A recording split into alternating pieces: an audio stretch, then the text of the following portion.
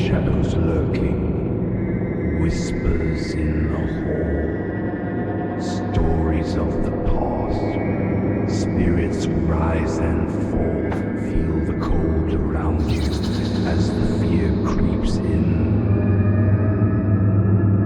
Welcome to the spectral place, where the haunted live, here among the ghosts.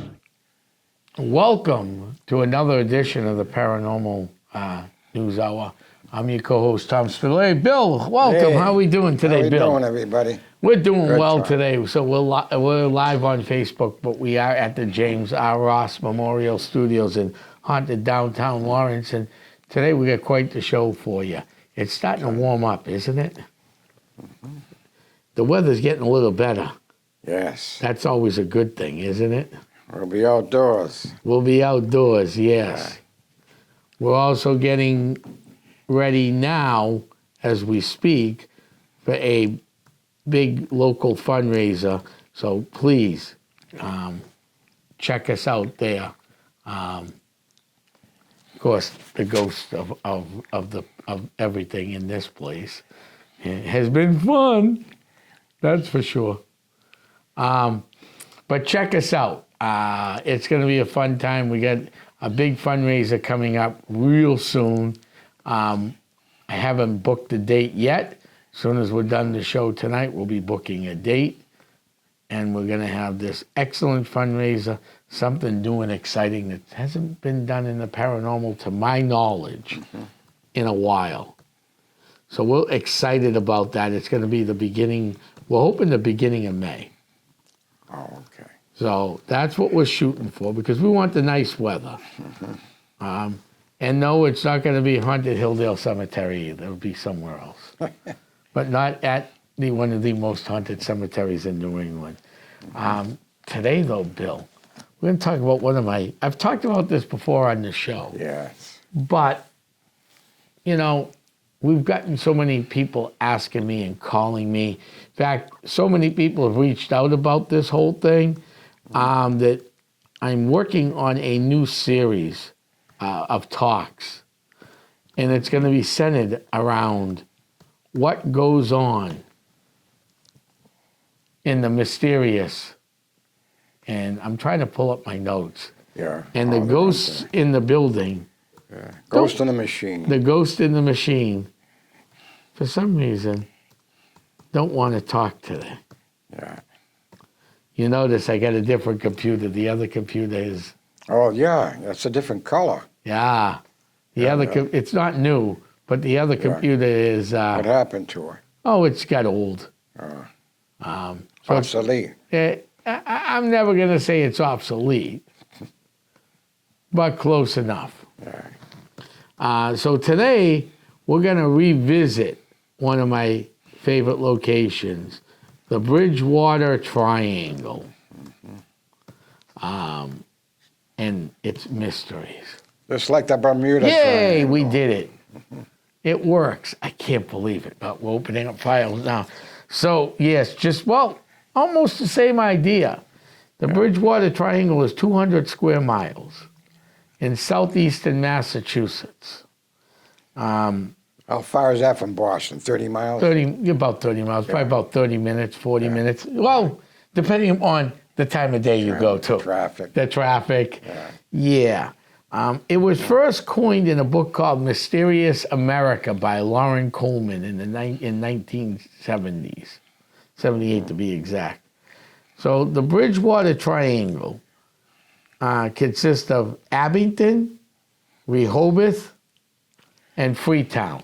Those are the corners. Those are the corners. Yes. The three angles. The three angles. Those are the points, folks. Okay? But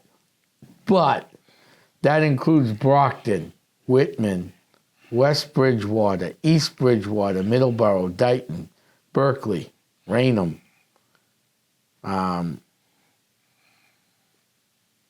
Norton, Easton, Lakeville, Assonet, Seekonk, and Taunton. Now, today has been, no, yesterday, so it was yesterday, but today's still been a rough day.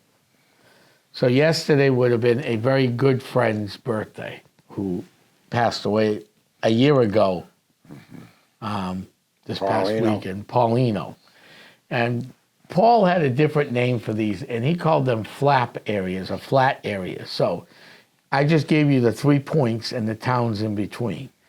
So in those areas, though, outside of that area, okay, the towns outside of the Bridgewater Triangle have the same issues as the Bridgewater Triangle. Easton, Norton, Attleboro, down the Cape, further towards the Cape.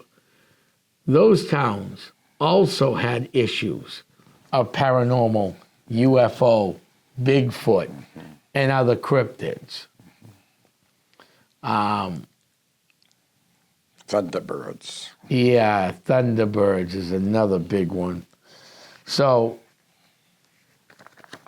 those are what goes there. Now, one of the biggest areas in there, it is historically one of the largest. It is the largest wetland in the northern part of South. In fact, probably all of Massachusetts. It's the largest freshwater swamp in the state. Okay. Believe it or not, it's the Hockomock Swamp. Hockomock Swamp. A place where spirits dwell.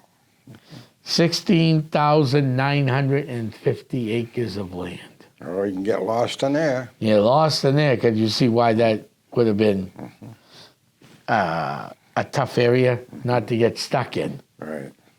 Because if you don't have the right equipment when you get stuck out there, well, Right. I'm not sure if you're coming home from that one. It's a 17th century swamp with a fortress for the Wampanoag King Philip, who launched his attacks from the swamp because he knew the colonials didn't know the swamp, and he had the perfect. It wasn't the high ground of the war, but when you have a swamp with snakes, animals, quick mud in the spring, and especially after heavy rains, it kind of gives you an advantage. Well, suppose we have mosquitoes with malaria. Right, yeah, that too, yes. Yeah, you get that in June or whatever. So natives relied on the swamp to provide food, and it was also a sacred burial place.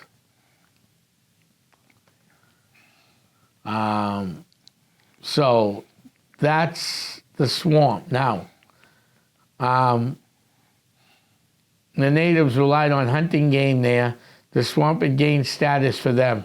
They named it Hockomock, which the Algonquin term meaning a place where spirits dwell, like I said. In addition to life-sustaining activities, the swamp served as dual purposes as sacred burial ground. The Hockomock Swamp, occasionally referred to as the Hobomok, Hobomock. The Wampanoag worshipped and feared the Hobomok, a.k.a. Hobomack, Mock, Hobbamock, the chief deities of death and disease. Hobomok, composed of human souls of the dead, was known to congregate around the areas of Hockomock. Thus, these terms Hockomock and Hobomok became interchangeable among non-native when referring to the swamp. They also, many stories or legends of the swamp, and paranormal enthusiasts have been going there forever. Archaeological excavations of the swamp did take place in early archaic period, about 9,000 to 8,000 BP, which is before present. In 1946, the Moorhead chapter of the Massachusetts Archaeological Society and the director, Dr. Morris Robbins, unearthed a tick cut site. The tick cut site, located along the Taunton River in Bridgewater, produced thousands of artifacts dating to early archaic and contact periods, 8,600 to 400 BP, including hearts, pits, posts, molds, red paint ceremonial deposits, rectangular large floors. In addition to these examples of life at a time was discovered in the Taunton River was also an arrowhead. 13 of these spear points used for hunting game were discovered. And in the Nakatask River site, which runs Lake Nippermock through the Hockomock Swamp, also produced a biofacade points. The environment is at least has 13 endangered species on this planet. Animals reside in the swamp. The long bulrush, ring bog hog, dragonfly, the gypsy wart, the blanding turtle, and if fruited fossil loosestrife, two-flowered bladderworts, a blue-spotted salamander, spotted turtles, Mystic Valley amphipede chain boar myth, Plymouth genitin, eastern box turtle, and the common barn owl. Some of the creatures. So some of the other creatures we could talk about that have been seeded there: wildcats. Giant snakes. Giant snakes. Now, giant snakes, folks, a lot of that is not paranormal. It's because people decide, look at that beautiful snake. And then they go, uh-oh, it's growing.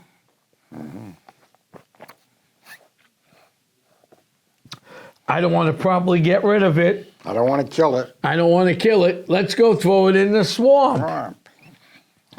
So there have been, believe it or not, boas sighted in the area too. So you have to kind of watch out of that when you're in there. Boa constrictor. Right. You also have to watch out for quick mud. That's another thing you really have to be careful about in that swamp. Never go in alone. And never go in alone. No, you don't want to do that.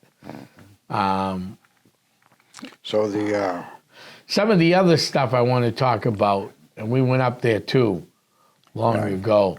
Profile Rock, also known as the Old Man on Joshua's Mountain. 50 foot high granite rock formation in Freetown, just outside of a sonnet village near the Freetown State Forest. They went to the forest, we went to the park. Local Wampanoags believe the rock to be the image of Chief Massasoit. Ooh. yeah. The Wampanoags had occupied Rhode Island and Massachusetts border of Narragansett Bay prior to the settlements. It was Massasoit who became close friends with the Pilgrims. So when the English took the land away from Wampanoags, they put a curse on the land. Correct. Okay, and they made these creatures like 3 or 4 feet high. Yes. Called Pudgewuggies. Pudgewuggies, yes. And here's a picture of it. They're pretty, aren't they? You see it? Yes. They're protecting the land after the land was taken away from them. Right. Pugwudgies. And those things are not safe at all. Pugwudgies. We're going to talk about them later, but we'll talk about... So they were the creature of Algonquin folklore. Kind of like today, you're probably sitting at home going, I've heard this stuff before. Hi, Danny. Hi, cuz. I got my friend Danny is on, and my cousin Kevin is watching live tonight. So thank you, guys. Pudgewuggies. Like that show that they have on TV there. Oh, God. I'm trying to get the scientist on either show. On the ranch? Yeah. What's the name of the ranch? Skinwalker Ranch. Skinwalker. Yes, like out in the Midwest, they believed in skinwalkers. Mm-hmm. They didn't have skinwalkers. Put that picture back up so people can see them. We had Pudgewuggies. Pudgewuggies here, Skinwalkers there in Utah. Right. That's where Skinwalker Ranch is in Utah. Yes, and let me see that real quick. I just want to show the people who on Facebook too, yeah. Yeah, Facebook. Because we're doing Facebook today.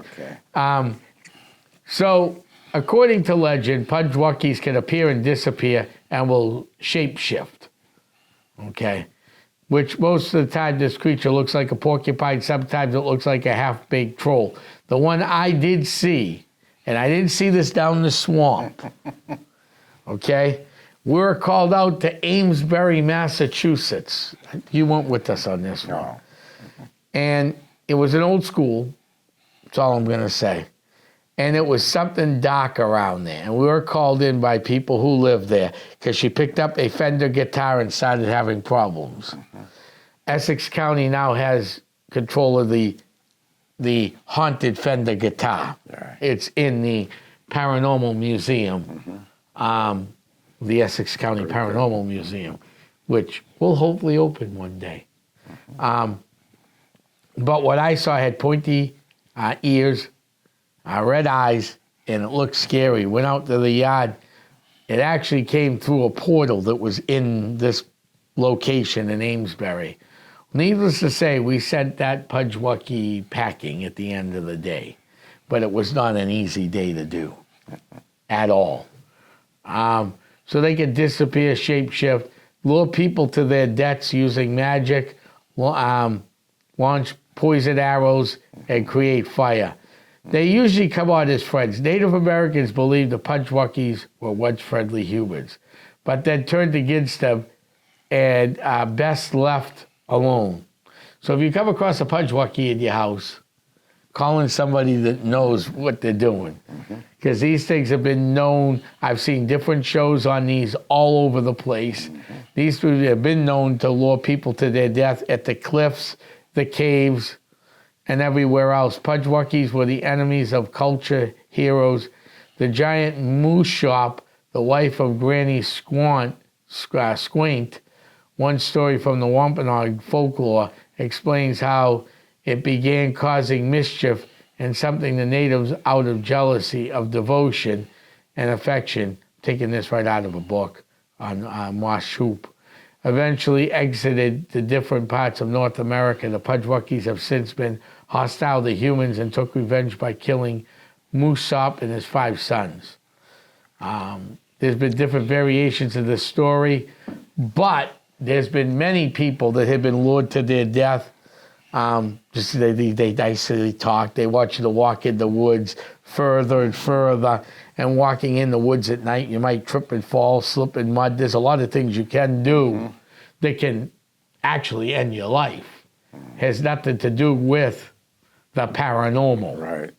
This normal stuff. Right. Native American curses in this area was another big thing. Real big thing here. According to tales, Native Americans cursed the swamp. Does it mention venomous snakes? Yeah.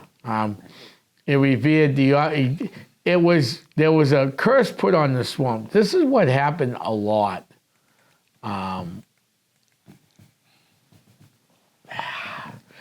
So when Native Americans passed away in this area, and the chiefs, they were buried with their Wampanoag belts. Wampanoag is a very ritual thing, very sacred to Native Americans, okay?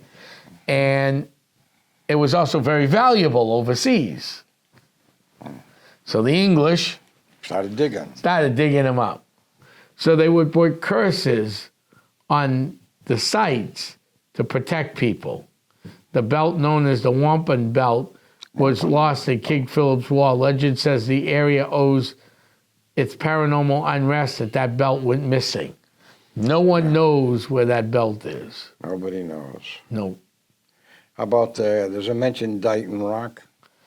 Dighton Rock, we'll get to that one in a minute. Where are my notes on Dighton Rock? Profile Rock. I'll have to go to the other file on Dighton Rock. Yeah. No big deal. So the next thing would be, so with all this activity, purported activity, okay, then came humans. Oops.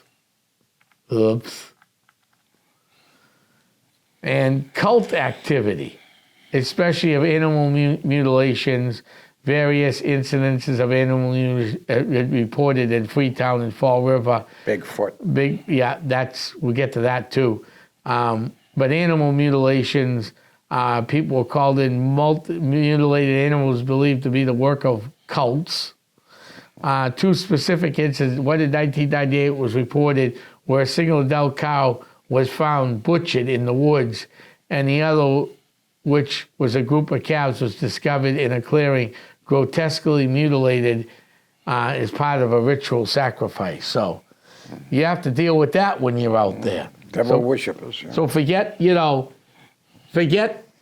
the issues of the ghosts. These people will kill you. Satanists. Right. Thunderbirds. There's a great picture of a thunderbird flying over Ben Schaefer Stadium. Now, They got a picture of it?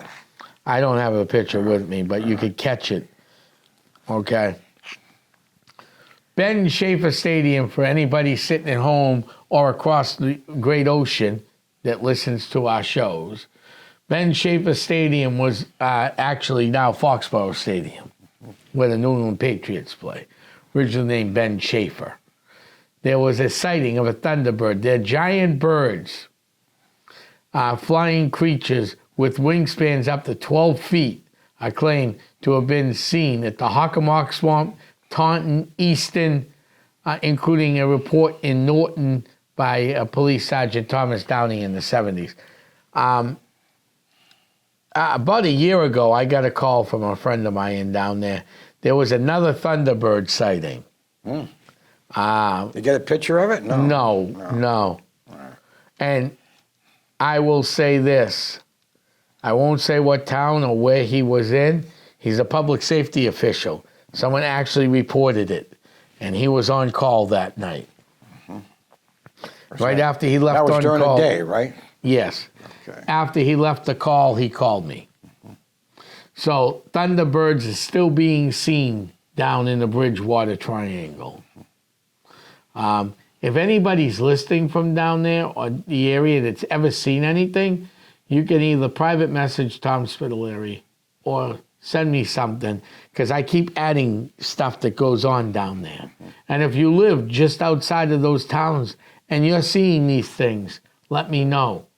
And we'll come down and investigate. We investigate everything, and we're going to get into other stuff in a minute, but we do investigate ghosts. We've investigated stone structures. We investigate just about any curse and thing you can think of. We are there to help people and find out what's going on. Let's now get back to this. There's also been paranoid humanoids sighted down there, including Bigfoot. One of my friends told me recently he's had a few different sightings just outside the original triangle in the flap area, but still close to the triangle. Give Squatchachusetts a call out for that one. Thank you, my friends. We got Bigfoot, ghosts, poltergeist, and shadow people seen all over that area. Also, too, in the late 70s, and I found this in Huntington, Massachusetts. In late 70s, there's a park in Lakeville, Mass, that actually zombies were spotted in. Okay. Well, it's in the book. It's part of the lore. It's part of the lore. And they're humanoids, Yeah, you're just reporting Right, it. exactly. All we're doing is reporting this stuff. Shadow people. Shadow people, living species of humanoid figures, sometimes interpreted in the presence of spirit, entity, by believers in the paranormal and the supernatural.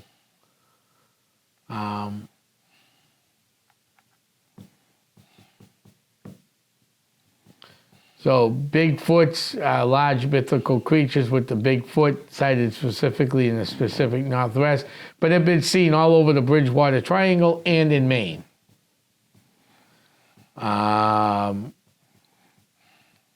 Unnatural animal sightings, ranging from reports of animals that are not found within the area, such as panthers and bears, more supernatural claims as giant snakes and enormous vicious dogs known as Dogman.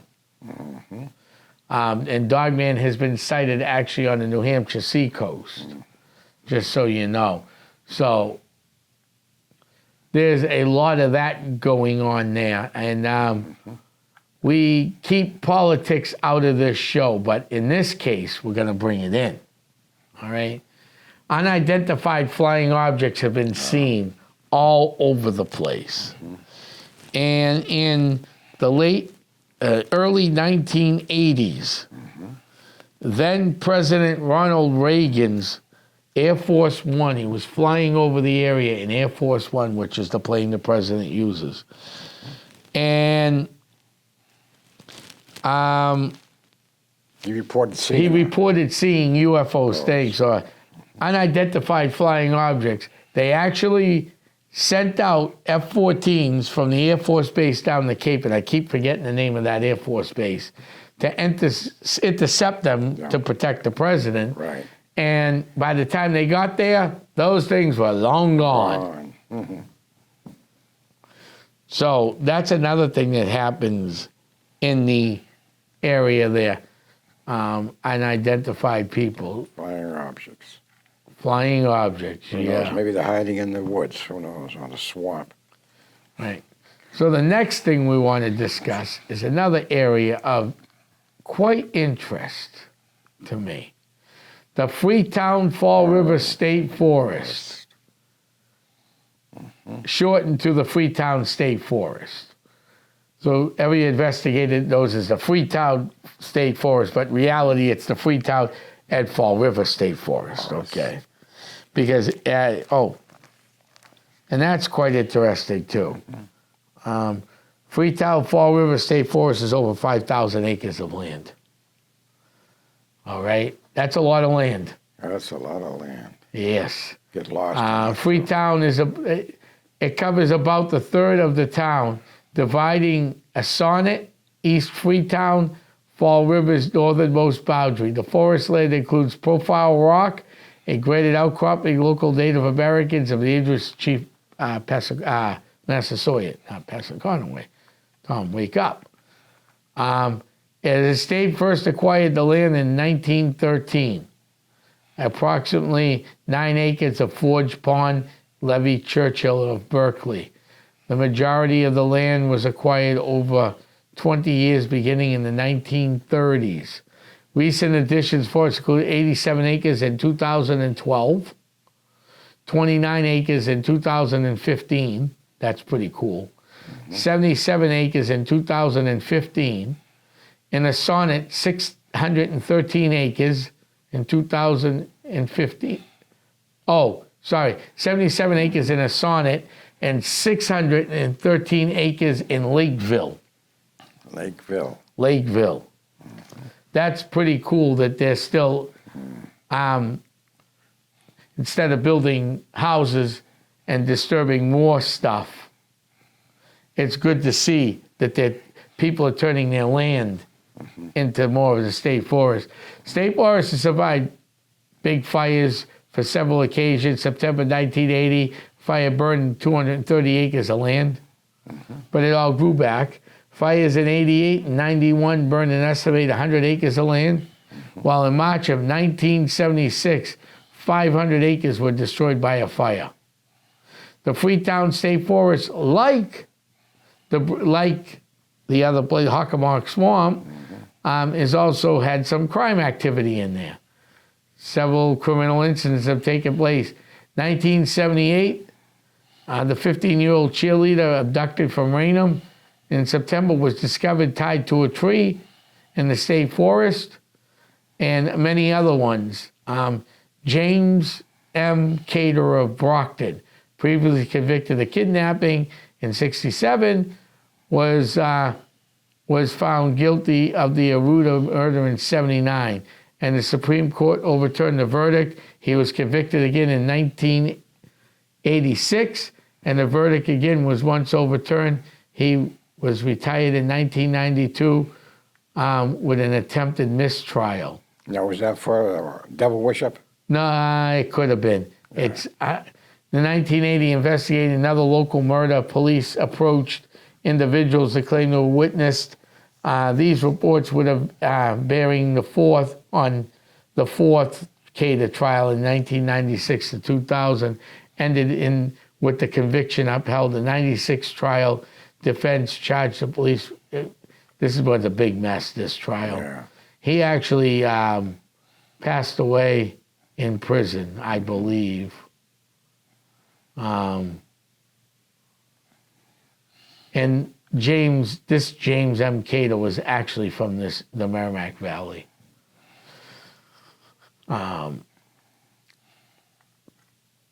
So that's another big thing. There were more murders related in the state forest in '87. Other incidents include hazardous waste dumping, reports of people going missing just wandering through the woods. Well, when you have that many acres of land, you're going to get lost. If you don't have a compass, you're out of And luck. if you don't have what you're prepared for, well, it's probably not going to end well for you. Go in circles. Right. So again, when you start investigating these areas, please be careful. And let somebody know that you're down there, too. Right. Even if you're going with a whole bunch of people. Because you had animal mutilations, and even in Freetown State Forest, you had animal mutilations. Yeah. Well, it's not so bad during the day. Never go at night, though. Yeah. I wouldn't ever go in there at night. I mean, it is interesting, all this area. And then in there, you have Taunton State Hospital with paranormal activity. That shouldn't surprise anybody because Right. a hospital's a hospital. Oh, yeah. There's all kinds of stuff in hospitals. I mean, even here at Lawrence General Hospital, I know somebody that was in there and went to go visit them, and my head was spinning the whole time. You ask a nurse and they'll tell you. Right. So the southeastern part, the park with the zombies, I actually found it in my notes, was a sympathetic, ASSUPATTIC park in Lakeville. And that's where that was found.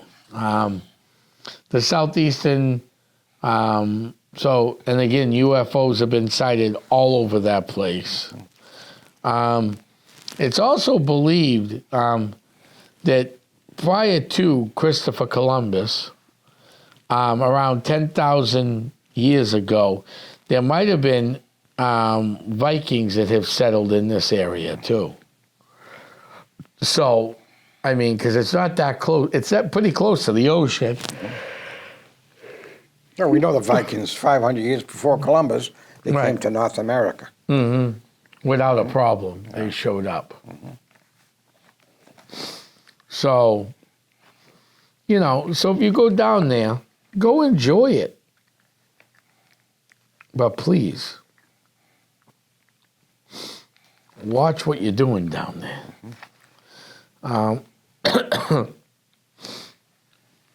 So we had, you wanted to talk about Dighton Rock, right? Dighton Rock, yeah. I know it's got some kind of hieroglyphics or stuff on it. They put it in a stone. Right. It's in the river, isn't it? Like in the pond or a river.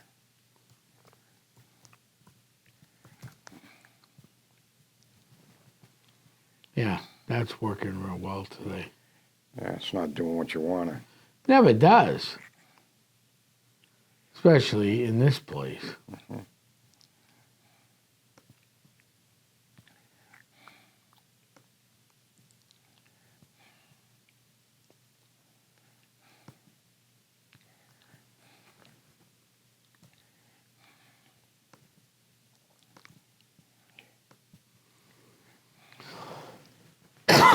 No, that's not what I want either. No, it didn't come up. No.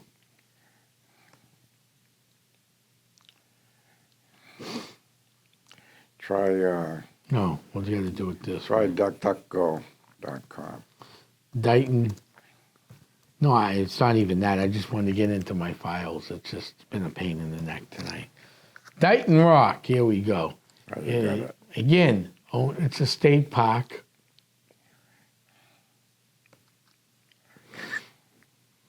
It's open from 9 a.m.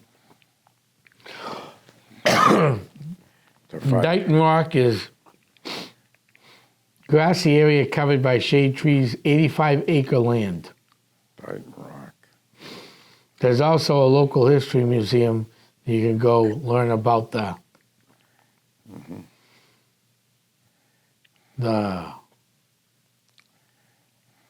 Archaeologists, geologists are all interested in that. starting June 5th, Wednesday through Sunday.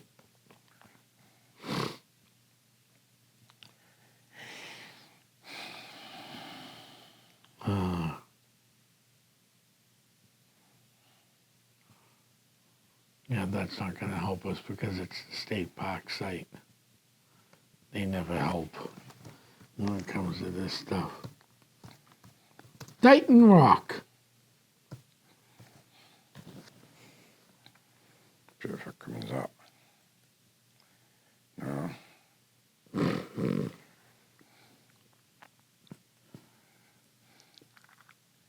No.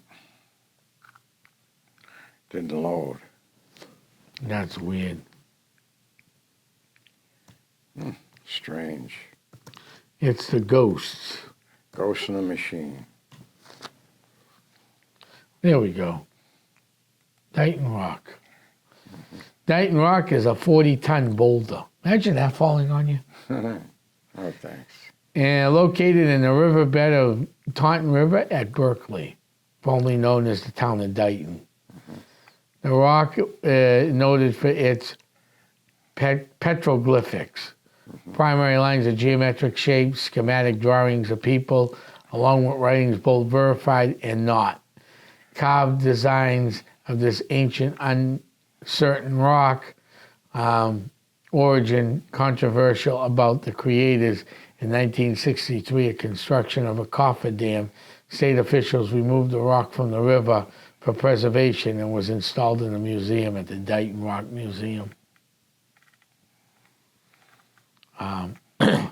So that's a little history on it, but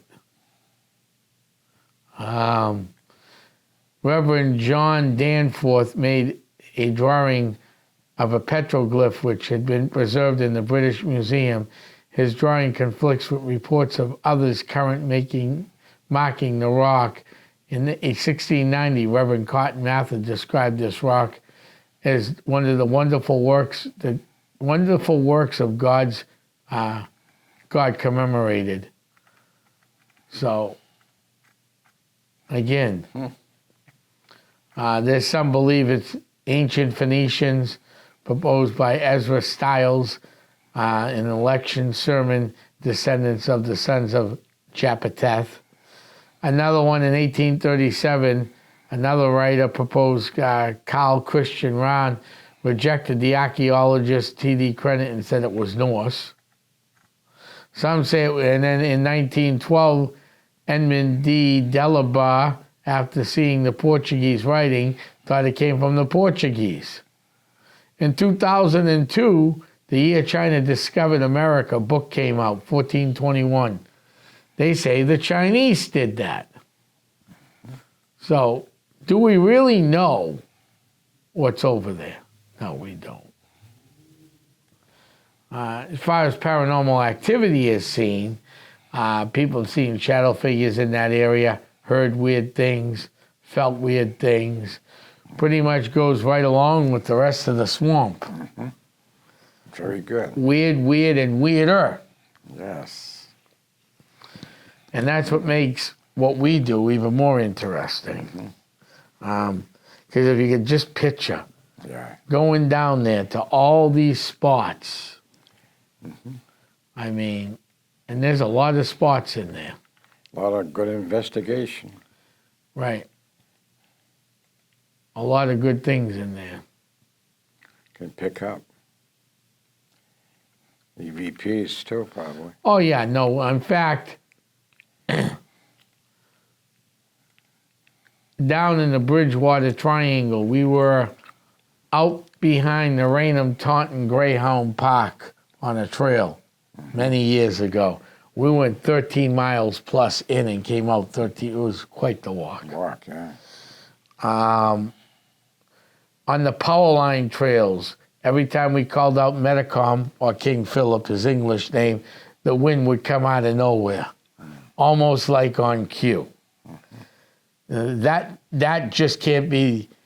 You do it once. Yeah, you might have hit the wind. Twice. Yeah, you might have hit the wind. Mm-hmm. We're out there over an hour doing the same EVP with different people. Mm-hmm. And lo and behold, every time his name was mentioned, the wind would blow.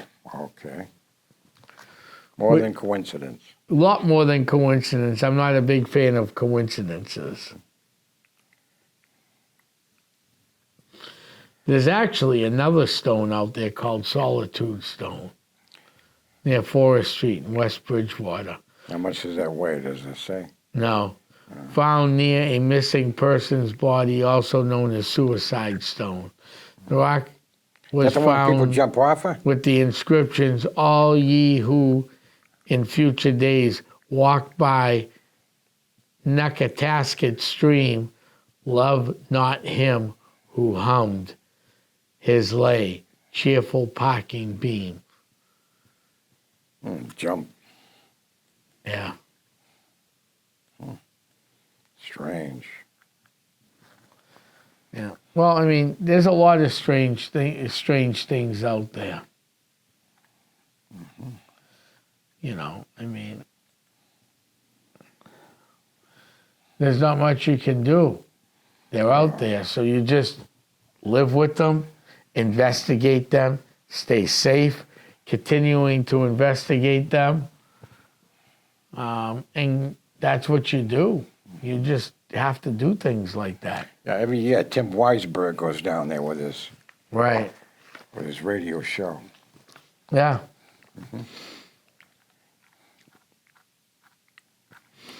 So these are some of the areas, I've never seen a Thunderbird. Have you, Bill? No. I've seen some. I heard the Indians talk about them, Thunderbirds, but I never actually seen one. Just like a pterodactyl or whatever. Right. Ancient. Yeah. Prehistoric birds, pterodactyls. Right. Exactly. Luckily we've never seen one. I mean, I seen it mentioned like somebody saw one in Texas. Yeah. So, how true it is, I don't know. I don't think any of us will ever know how true any of this stuff is. As long as we keep There's no searching. picture of it. There's no picture. There is one picture of a Unless Thunderbird. you fake it, you can Right. put one fake it on there or whatever. Warren Coleman posted one picture in Mysterious America, flying over Ben Schaefer Stadium, which is Foxborough Stadium, for anybody at home, or outside in New England that's never been to. Took a picture of it. Right, Ben Schaefer Stadium. But it is very interesting. I mean, I've seen some UFOs. I've never seen an alien yet. You're not going to see one either. Probably not, no. But it is of vital interest, this area, because if we can solve what's going on in the Bridgewater Triangle and get more answers for people. Now, the key to solving this, folks, is not me sitting behind the computer reading You gotta boxes and boxes Right. and boxes You of have to go books. down in person and check it. Archaeological dig sites. You have to go down in person. Yeah. But you have to spend time down there. Then you have to come back and you have to continue your research. Because we really don't know what's there. Right. I mean, just alone one night walking in Hilldale Cemetery. This is why we don't know what's out there. We've been to Hilldale a lot of the times. There was this nice young girl, came to the first time, had a K2 meter with her. Bill, explain how a K2 meter works so people at home can listen. We're leaving the Bridgewater, but that's all right. There's a reason for Yeah, this. K2 meter will pick up radio frequencies and electromagnetic fields. So it'll pick up both. Mostly of your magnetic, electromagnetic meters will just pick up electromagnetic fields, not radio frequencies. But the K2 will pick up both, okay? But you got the other instruments that'll just pick up radio frequencies. I got a K2 meter, and I got another meter that'll just pick up radio frequencies. That's it. So So I use them both. we're walking down this trail. There is no power lines. They're underground. Well, there's people buried in the cemetery, so we know there's no underground power line. Right. All of a sudden, the K2 meter went off. You remember that night? You were there. Yeah. We found it. It had to be some type of portal or something. Something's moving because it didn't last. It didn't last. All right, and then disappeared. So And every it's time moving in the cemetery. And every time we do a ghost hunt down there, we do check on things. So, but it's real interesting. I never had that happen before that night in that location. So with that in tow, these swamps, the Freetown State Forest, the Hockomock Swamp, could there be portals in there? There's most definitely portals in there. And that's how these things like Bigfoot and everything else that we see get around. That's how they disappear. That's how they They disappear. jump into the portal and disappear. Exactly. And if anybody thinks something else, let us know. Yeah, we're open to everybody's Right. thoughts. DM me, If you got PM something better me. than the portal opening up and these things disappearing in it, you see Let's the footprints talk and all of a sudden the footprints disappear. Right, let's talk. Where did it go? Up a tree? Right, probably not something like a Bigfoot. The tree would come down. Yeah. So that's why it's important to keep everything moving smoothly and look at these places Yeah. because it's interesting. And I believe if we can solve some of the questions in the Bridgewater Triangle, we'll be able to solve a lot of other mysteries. A lot of other questions. You know, and forget and you're never gonna find out some of the whys or what happened or why is this place. You can figure it out from Native American spirits, the bloodshed of World War One. Oh, sorry about that. The King Philip's War, which some people actually call, you know, the French Indian War, World War One. But, you know, is it? Yes, it kind of is. That's a story for another day, I think. But, you know, when you look at things as a whole and you see what's going on in these areas, the cult worship, King Philip's War, Profile Rock, Freetown Fall River State Forest, and you go, wow, look at all they got in common. A lot of suicides, a lot of disappearances, a lot of seeing of weird aircrafts in the sky. You know, UFOs surrounding Air Force One, and then gone by the time the fighter jets get there. I mean, what Disappear. is going on in this angle? I mean, outside the triangle, you got the same stuff going on. You know, what is it about this area? Well, there's a lot of common threads with these triangles that Lauren Coleman coined. They got bodies of water all over the place, as you know. They got religious stuff going on, cult worship going on. You know, satanic cult worship that opens up portals. Satan worshippers. Right. You have all this stuff going on. You have people dying out there because of natural causes. They get lost, they die. You have people dying by snake bite, quick mud, and all these things that can happen in this swamp. And it's very dark. So it leads, and UFO sightings, it leads to the perfect area in Massachusetts and beyond to come visit and hang out and enjoy hunting the Bridgewater Triangle. Because it's more than worth it. Right. I've spent countless hours researching this place. eventually I always find something we'll new. get down there and let's find something new. If anybody is listening from all over New England and across the world, and you know of something new, please PM me or private message me. I will take the message. And we'll keep notes on what So is these are areas of high strangeness. correct. That's like Paulino. He was investigating a high strangeness place in Pennsylvania. He didn't say where, but Right. he was investigating high strain, all kinds of paranormal stuff, electromagnetic fields, electrostatic fields, all kinds of stuff going on in these. Okay. He had another place in Connecticut he was researching. Okay. And then you got the Skinwalker Ranch. You got Bradshaw in Arizona. Bradshaw Ranch, sort of like the Skinwalker, all kinds of stuff going on there. Right. So all these places have high strangeness. There's another place called Meadowlands. Okay, it was discovered by somebody. So all kinds of paranormal stuff going in that Meadowlands too. Where's that in the Bridgewater? Well, no, that's down in down by Texas. That area. Oh, okay, that he area. didn't say exactly. He doesn't want Right. anybody going down and ruining everything. No, I. So he's I not don't going to believe- tell you where it is. Right. But it's not You here. you have hundreds of paranormal people going in there and ruining it if they find out where it is. So keeps it quiet. Well, that's probably the good thing to do. Yeah. That's Let why me, it's let me mention the stuff about the UFO thing. okay. Okay. Update on UFOs.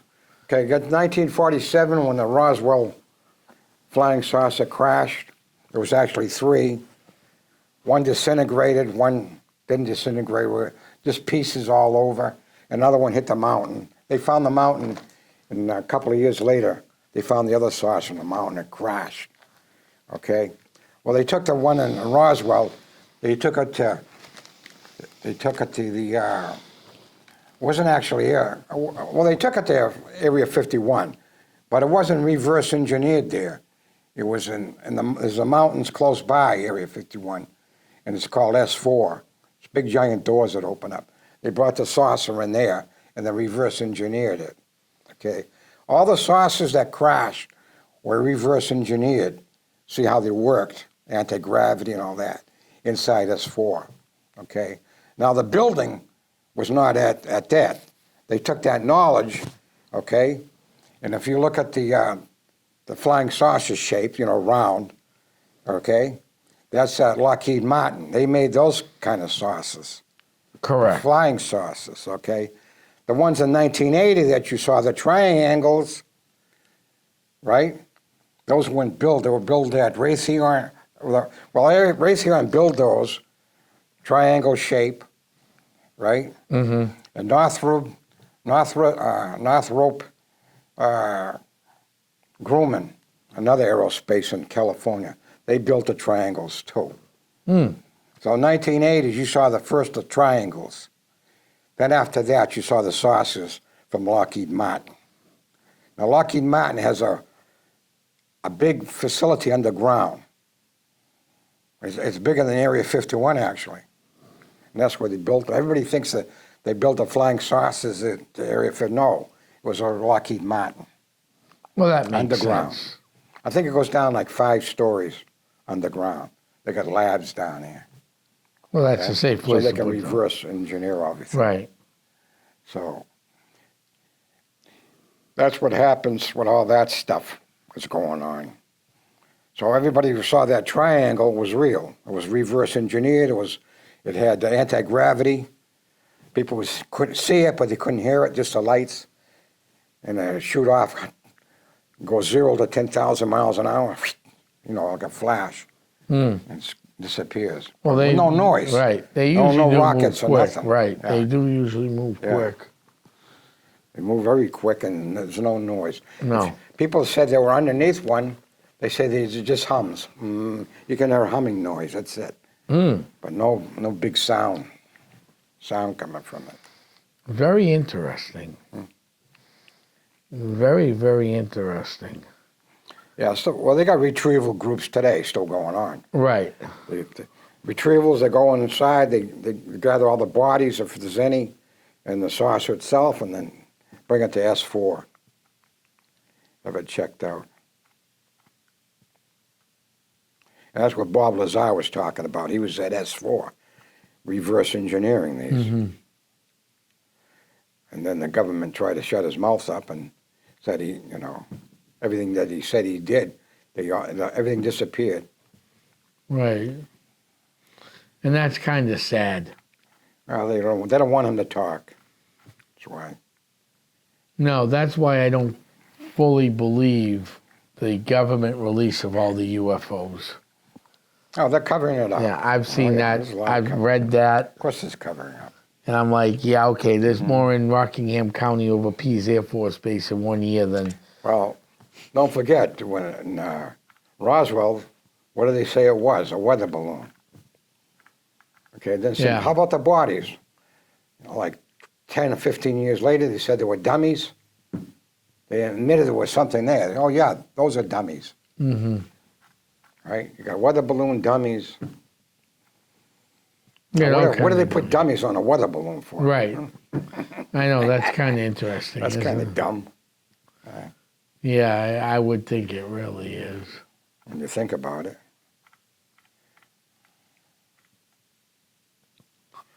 So we got all that going on. That we do. Well, there's many crashes before that. Somebody has like 126 crashes before Roswell. Right. Like in the 30s, 20s, 30s. Yes.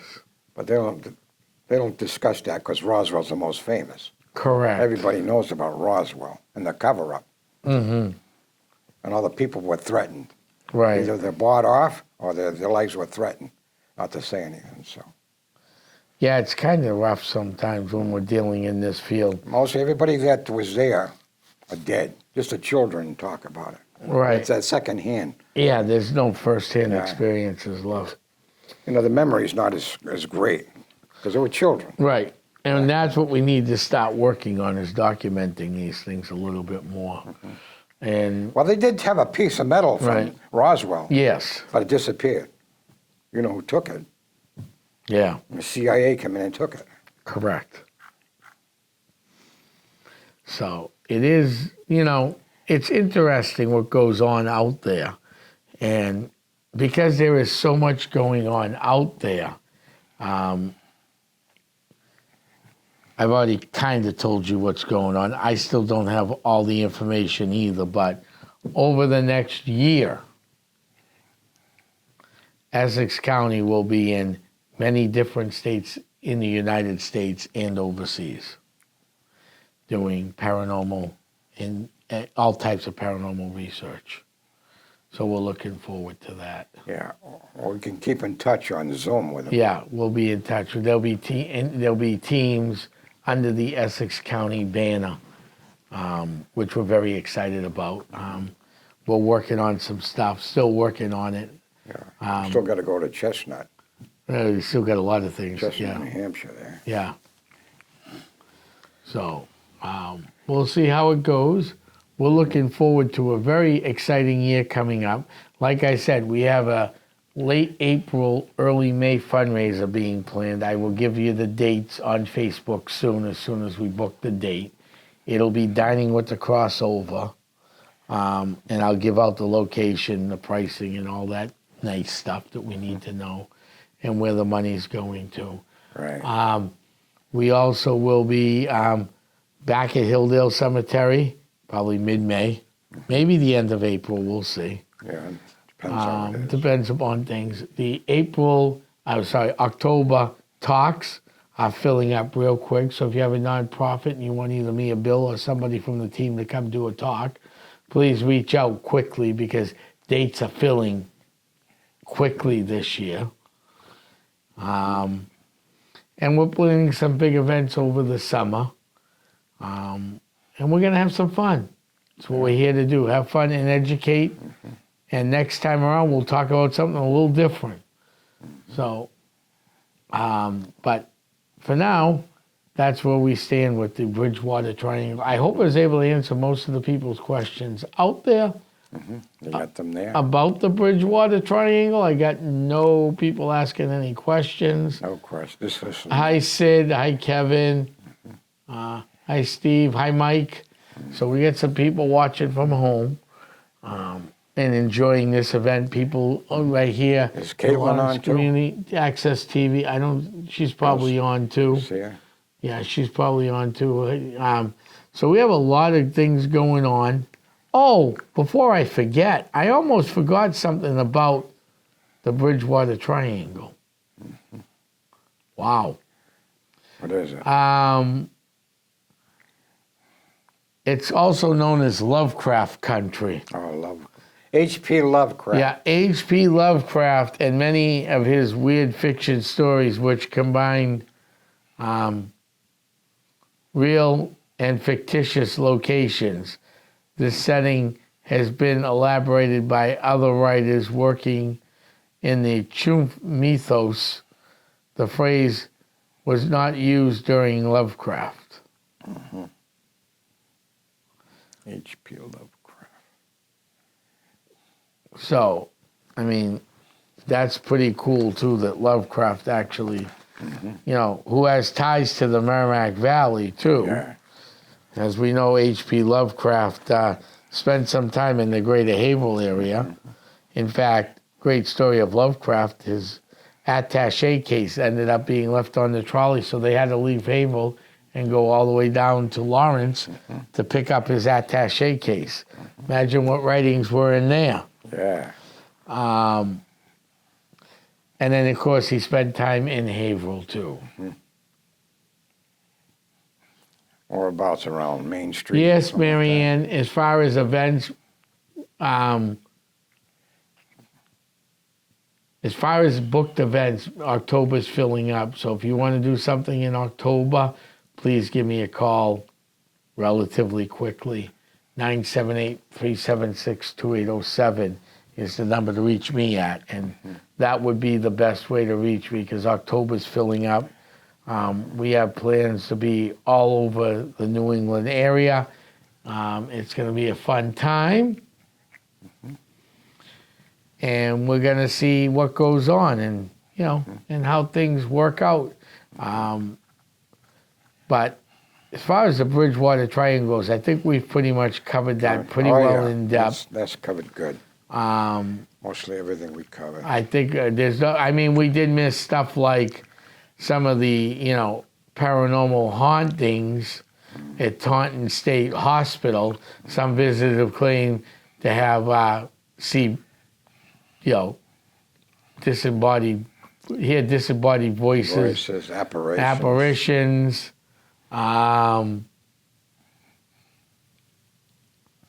Shadow people in there. Shadow people in there.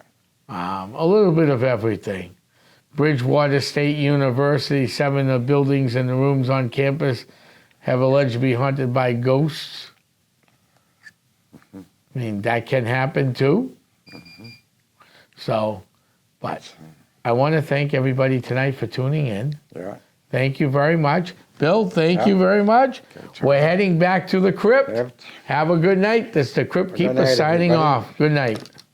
In shadows lurking, whispers in the hall, stories of the past, spirits rise and fall.